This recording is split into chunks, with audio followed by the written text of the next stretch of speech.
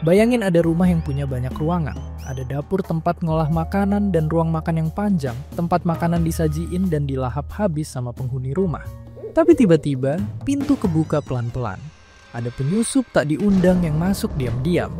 Mereka nggak cuma numpang tidur, tapi juga nyolong makanan dan bikin kerusakan di mana-mana. Inilah yang terjadi di dalam perut ketika kita cacingan.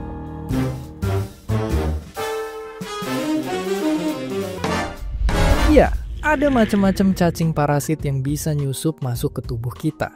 Ada yang bisa masuk lewat makanan, tapi ada juga yang bisa nembus kulit.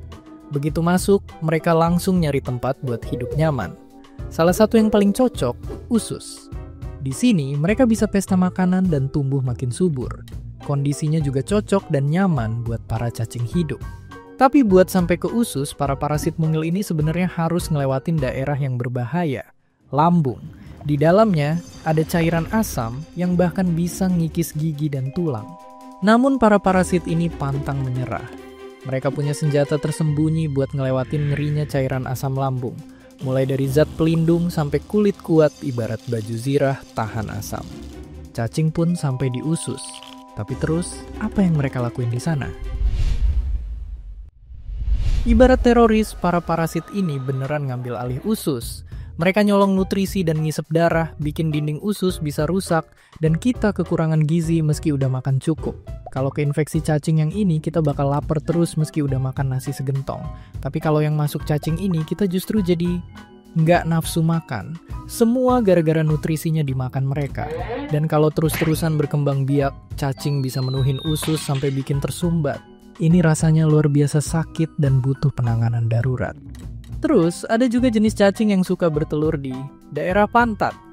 Inilah pelaku yang bikin gatel, terutama kalau malam. Karena saat itu para cacing betina lagi sibuk bertelur. Dan yang paling ngeri, beberapa jenis cacing bisa jalan-jalan ke organ penting kayak otak dan sumsum tulang belakang. Di sana, mereka bisa ngebentuk benjolan-benjolan kayak gini. Kalau benjolannya pecah, bisa bikin otak bengkak, gangguan mental, dan kejang-kejang. Tapi tubuh kita nggak diem aja. Begitu ada penyusup, sistem imun tubuh langsung ngirim pasukan khusus yang emang jago nyerang parasit.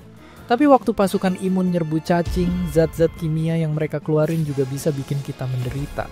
Ya, mungkin kayak kata pepatah, bersakit-sakit dahulu, bersenang-senang kemudian. Tapi sebenarnya kita nggak bisa langsung senang karena para cacing juga nggak cuma pasrah. Mereka masih punya senjata pamungkas, kompromi sama sistem imun kita. Ya, jadi tubuh kita tahu ada cacing, tapi mereka dibiarin hidup. Dan gilanya, cara cacing kompromi ini masih jadi pertanyaan buat para peneliti. Kalau cacingnya nggak mati-mati dan kehidupan kita keganggu, inilah waktunya minum obat cacing. Yang cara kerjanya beda-beda. Bisa bikin mereka cepet capek, ngehambat mereka nyerap nutrisi, atau bisa juga bikin lumpuh. Tapi tujuannya satu, bikin mereka gak betah hidup di perut kita. Karena kalau dibiarin bisa fatal, bahkan sampai ngilangin nyawa. Kayak remaja ini, yang meninggal tanpa diketahui dokter alasan utamanya. Pas jasadnya diperiksa, ternyata di dalam ususnya numpuk telur cacing yang bikin kerusakan serius. Oke, jadi kalau kalian lapar terus atau pantat kalian gatel-gatel, jangan ragu buat datang ke dokter. Karena siapa tahu suara kruyuk-kruyuk dari perut kalian itu bukan lapar, tapi cacing yang lagi pesta. Dan seperti biasa, terima kasih